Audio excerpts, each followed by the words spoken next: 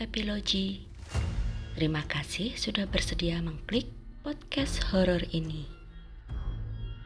Di episode kelima ini, aku akan membawakan kisah horor yang berjudul Pukul 03.40. Ini adalah kisah horor yang berdasarkan pengalaman nyata dari seseorang yang bernama Mercy Latif di Kupang. Kisah ini juga sudah ditulis di novel Syaitana yang Tak Kasat Mata. Sekarang, siapkan posisi ternyamanmu dan selamat mendengarkan kisah horor persembahan dariku.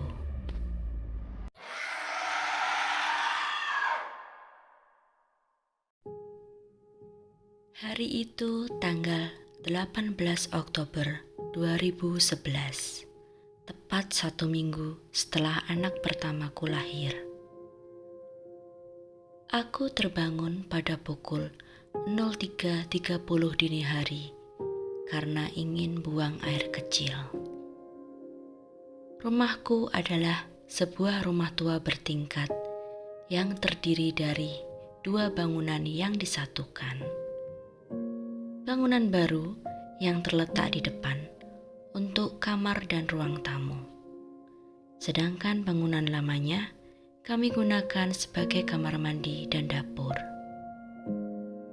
Ada sebuah lorong kecil yang memisahkan bangunan lama dan baru. Dari bangunan baru, bila ingin ke kamar mandi, kami harus belok ke kiri, sedangkan ke dapur harus berbelok ke kanan. Aku bergegas ke kamar mandi. Setelah kembali dari kamar mandi, di lorong menuju dapur, aku melihat sosok berambut ikal panjang sedang membelakangiku. Sosok itu mengenakan baju kaos butut dan celana pendek selutut. Aku merasa biasa saja, karena kupikir dia adalah salah seorang tanteku yang sedang menginap. Kebetulan nenekku sedang sakit, sehingga banyak kerabat yang menginap di rumah untuk bergantian menjaga beliau.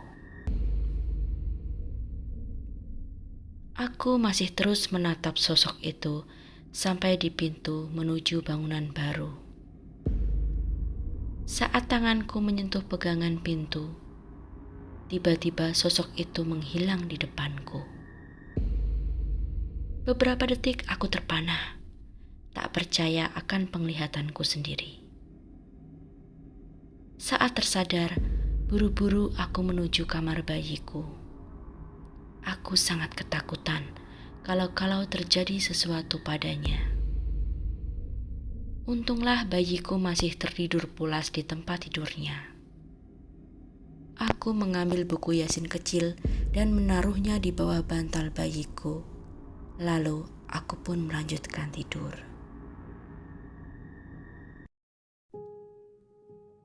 Keesokan paginya hingga malam tak terjadi keanehan apapun. Aku tidur sekitar pukul 9 malam. Pada pukul 03.40 dini hari, aku kembali terjaga. Aku beranikan diri ke kamar mandi sendiri. Tak tega membangunkan suamiku yang tengah tertidur lelap. Saat akan kembali menuju ke kamar, seperti deja vu, kejadian kemarin terulang lagi. Sosok yang sama, pakaian yang sama, bahkan posenya pun juga sama. Dia berdiri di lorong itu lagi. Aku sempat terdiam beberapa detik, sampai akhirnya memutuskan untuk tetap nekat berjalan di lorong. Tak ada rasa takut, hanya penasaran saja apakah sosok itu akan menghilang lagi begitu aku sampai di pintu menuju bangunan baru.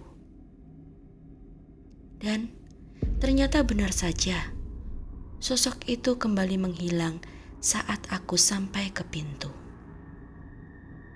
Seketika bulu kuduku meremang.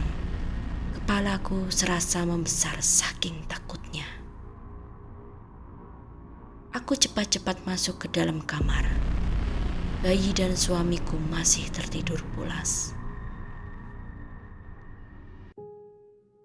Paginya, aku menceritakan kejadian 2 hari berturut-turut itu kepada mama yang akhirnya memarahiku karena tidak menceritakannya sejak kejadian pertama.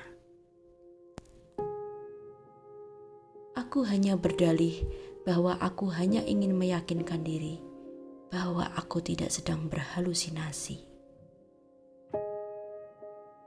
Mama menyarankan agar aku ke kamar mandi lebih awal dan minta ditemani oleh suamiku.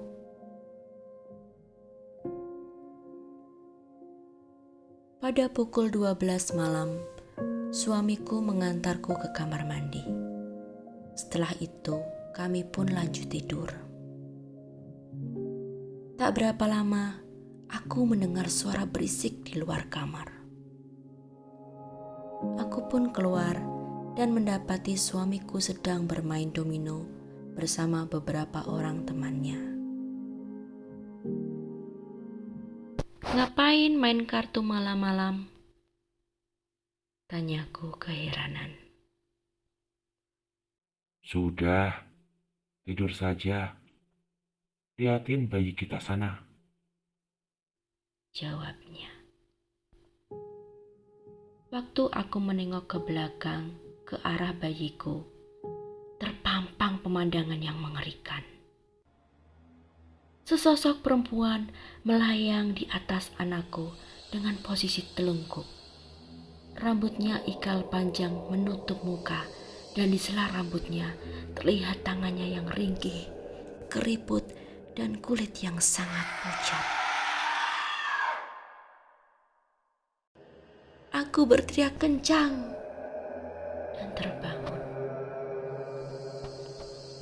Ternyata itu hanyalah mimpi. Aku melihat jam, tepat pukul 03.40 dini hari. Saat itu juga bayiku terbangun dan menangis keras hingga 10 menit tanpa henti.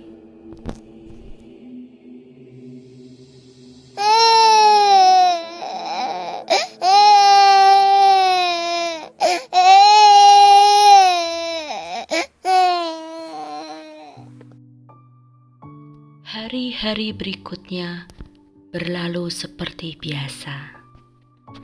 Tak ada kejadian aneh lagi hingga tanggal 14 November 2011. Nenekku yang sakit akhirnya meninggal dunia. Sebagaimana kebiasaan di keluarga kami, sebagian baju-baju almarhumah akan diberikan kepada orang-orang yang membantu memandikan jenazah beliau. Saat sedang memilah-milah baju nenek, tiba-tiba ada satu setel baju dan celana yang jatuh dari atas lemari. Aku mengambilnya dan seketika ternganga. Aku masih ingat, itu adalah baju dan celana yang sama yang dipakai oleh sosok yang menghantuiku di lorong itu. Aku heran, mengapa sosok itu justru menghantuiku di saat nenek masih hidup.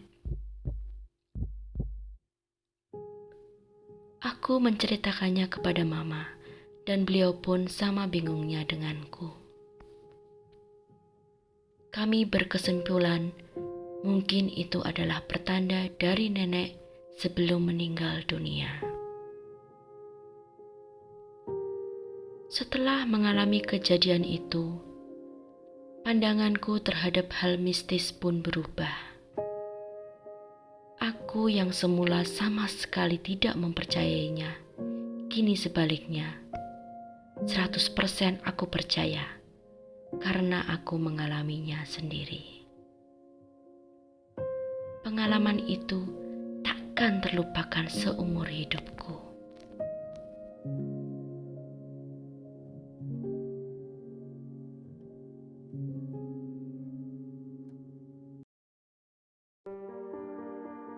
Demikianlah akhir kisah dari cerita yang berjudul Pukul 03.40. Apakah kalian suka ceritanya? Silakan tinggalkan komentar, like, share, dan subscribe channel ini agar kalian mendapatkan notifikasi setiap kali aku mengupload cerita terbaru. Terima kasih.